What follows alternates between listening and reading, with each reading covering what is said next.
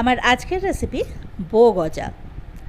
অনেক সময় ব্রেকফাস্টের পরে বা ডিনারের পরে ইচ্ছে করে না একটুখানি মিষ্টি খেতে, তো সেই সময় বাড়িতে তৈরি এসব ছোটোখাটো মিষ্টিগুলো কিন্তু খুব কাজে দেয়।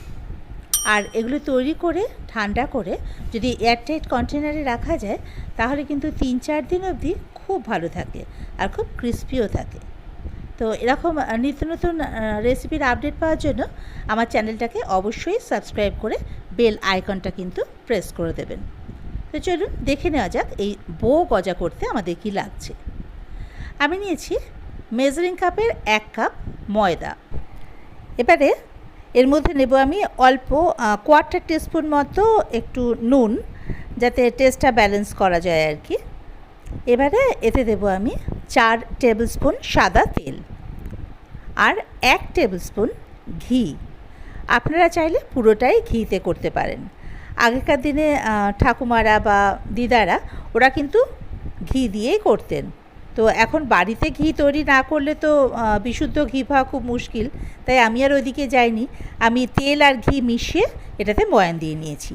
এবার খুব ভালোভাবে ময়দার সঙ্গে এগুলো মিশিয়ে নেব। দেখুন এটা আস্তে আস্তে ব্রেড ক্রাম্বের মতো দেখতে হয়ে যাবে মেশাতে মেশাতে। এবারে কিছুটা ময়দা নিয়ে যদি হাতে একটু মুঠ করা যায়, দেখুন এটা পুরো মুঠো পাকিয়ে যাচ্ছে। আবার হাত দিয়ে ভাঙলে এটা আবার ঝুরঝুরে হয়ে ওই ব্রেড ক্রাম্বের মতো ছড়িয়ে পড়ছে। তাতে বোঝা গেল এটা ময়ানটা খুব ভালো দেওয়া হয়েছে। এবার অল্প অল্প পরিমাণ জল দিয়ে এই ময়দাটাকে মেখে নিতে হবে। একবারে খুব বেশি জল পড়ে গেলে কিন্তু মুশকিল, এটা কাদা কাদা হয়ে যাবে, কারণ ময়ানটাই তো ভালোভাবে দেওয়া আছে, এতে খুব বেশি জল কিন্তু লাগবে না। এই দেখুন মাখা হয়ে গেছে। আমার এই 4 থেকে 5 টেবিল স্পুন মতো জল লেগেছে। ময়দাটা মাখা হয়ে গেল। এবার এটাকে আমি ঢাকা দিয়ে 15 মিনিটের জন্য রেস্টে রেখে দেব। ততক্ষণে আমি চিনির শিরাটা করে নিই। এর জন্য আমি মেজারিং কাপের 1 কাপ চিনি নিয়েছি, মানে যেই কাপ মেপে ময়দা নিয়েছি সেই কাপ মেপে চিনি নিয়েছি, মানে 250 গ্রাম চিনি আর হাফ কাপ জল। এবারে ওভেনটাকে জ্বালিয়ে দিলাম, আমি গ্যাসটাকে জ্বালিয়ে দিয়ে এটাকে চিনি আর জলটাকে খুব ভালোভাবে একটা স্প্যাটুলার সাহায্যে মিশিয়ে নেব। যখন এটা ফুটে উঠবে তখন এতে অল্প পরিমাণে একটু দুধ দিয়ে দেব। দুধ দিয়ে দিলে চিনির মধ্যে যে সমস্ত ময়লাগুলো থাকে সেগুলো বাটির একটা ধারে চলে আসে। দেখুন কিভাবে ময়লাগুলো এক জায়গায় জড়ো হয়ে যাচ্ছে। এবারে হাতা দিয়ে আমরা এই ময়লাটাকে তুলে ফেলে দেব। ব্যাস, আমাদের চিনি শিরাটা তাহলে একদম স্বচ্ছ আর পরিষ্কার হয়ে গেল। এই দেখুন আমাদের এবার এটাকে 5-7 মিনিট ধরে একটু ভালো করে ফুটিয়ে নেব। ততক্ষণ অবধি ফুটাবো যাতে এটা একটু আঠা আঠা হয়, মানে খুব বেশি ঘন না, জাস্ট একটু আঠা আঠা হবে। এই দেখুন দেখিয়ে দিচ্ছি। এই যে হাতায় পিছনে নিলাম একটুখানি, নিয়ে এবার আঙুল দিয়ে যখন রসটাকে একটু তুলে নেব, তুলে দুটো আঙুল দিয়ে এভাবে করলে একটা হালকা তারের মতো, খুব হালকা, পুরো এক তারও নয়, এরকম ধরনের একটু চিটচিটে মানে রসটা হবে আর কি। ব্যাস, এবারে এর মধ্যে একটু ছোটো এলাচ গুঁড়ো করে দেব যাতে গন্ধটা ভালো হয়। এবার আমার চিনি শিরা তৈরি, এটা পাশে সরিয়ে রাখলাম। এইবারে ওই যে ময়দাটা তো হয়ে গেছে রেস্টিং টাইম, এবারে নিয়ে এসে ওটাকে আবার ভালোভাবে একটুখানি ডলে নিতে হবে।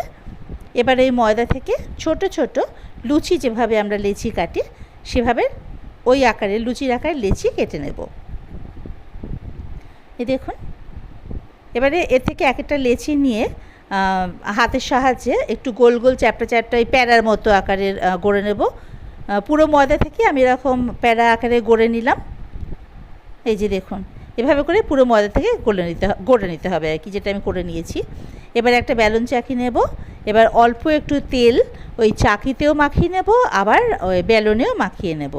এবার ওই যে প্যারাগুলো গড়ে রেখেছিলাম ওর থেকে একটা নিয়ে এভাবে লুচির মতো করে বেলে নেব। খুব বেশি পাতলা ফিনফিনে হওয়ার দরকার নেই, আবার মোটাও যেন না হয়ে যায়, এই যে এরকম ধরনের হবে আর কি। এবারে এর ওপরে একটু তেল ব্রাশ করে নেব পুরো লুচিটাকে আর কি। এবার তার উপর একটু ময়দা ছড়িয়ে নেব। ময়দাটাও ওই তেলের ওপরে ব্রাশ করে নেব। ব্রাশ না থাকলে এমনি হাত দিয়ে বা চামচির পিছন দিয়ে যা হোক একটা ছড়িয়ে দিলেই হলো এর ওপরে। এবারে ছোটোবেলায় আমরা যেভাবে পাখা তৈরি করতাম না, ওইভাবে করে এটাকে এরকম ভাজে ভাজে পাট করে দিতে হবে। এই দেখুন হয়ে গেল তো। এবার চেপে নেব একটু ভালো করে যাতে খুলে না যায়। এবারে মাঝখানটাকে ধরে বাংলার S বলুন বা ইংরেজির 8 বলুন, এভাবে করে মুড়িয়ে দিতে হবে। এই যে দেখেছেন, এবারে যে ভাঁজগুলো একটু প্রমিনেন্ট করে দেবো হাত দিয়ে। হয়ে গেল। এবারে ওই যে ময়দা মাখা আছে ওখান থেকে অল্প একটু ময়দা নিয়ে ওটাকে একটা পাতলা বেল্টের মতো করে দেবো। যে বোটা তৈরি করলাম এর মাঝখানে এটা দিয়ে দেবো। বেলটা মাঝখানে দিয়ে একটা সাইডের ওপরে আর একটা সাইড এইভাবে দিয়ে এই ওপরটা একটা লবঙ্গ দিয়ে গেঁথে দেবো। তাহলে এটা সিকিওর হয়ে গেল, এটা আর খুলে যাবে না। ভালোভাবে চেপে এই যে লবঙ্গ দিয়ে গেঁথে দিলাম, ব্যাস আমার একটা বো তৈরি হয়ে গেল।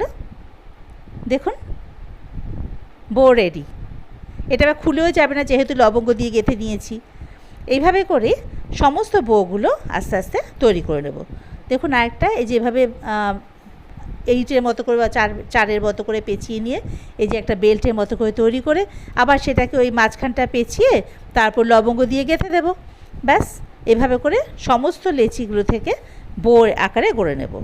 এরকম বউয়ের মতো তৈরি বলেই এই গজাটার নাম বো গজা। চলুন এবার ভাজা শুরু করা যাক। ওভেনে কড়াই বসিয়ে দিয়ে এতে বেশ পরিমাণ মতো তেল দিলাম। তেলটা কিন্তু খুব গরম করব না, হালকা গরম হয়ে আসলে এর মধ্যে একে একে ওই গজাগুলো আমি ছেড়ে দেব। তেল যদি খুব গরম হয়ে যায় তাহলে কিন্তু গজাগুলো দেওয়ার সাথে সাথেই লাল রং হয়ে যাবে, ভেতরটা একদম কাঁচা থাকবে আর ক্রিস্প হবে না, মানে ওই কুড়মুড়ে ব্যাপারটা তো একদমই থাকবে না। ওই জন্য তেলটা মানে টেম্পারেচারটা একদম লো থাকতেই এই গজাগুলো দিয়ে দিতে হবে এর মধ্যে। আর এটাকে নাড়ার দরকার নেই, কয়েক সেকেন্ডের পরে এটা নিজে থেকেই তেলের মধ্যে ভেসে উঠবে। এবারে একটা দিক যখন হালকা লাল হয়ে যাবে, দেখুন এরা নিজে থেকে কিন্তু ভেসে উঠবে, আমরা আর নাড়বো না, আবার নিজে থেকে একটা দিক লাল হয়ে যাবে হালকা।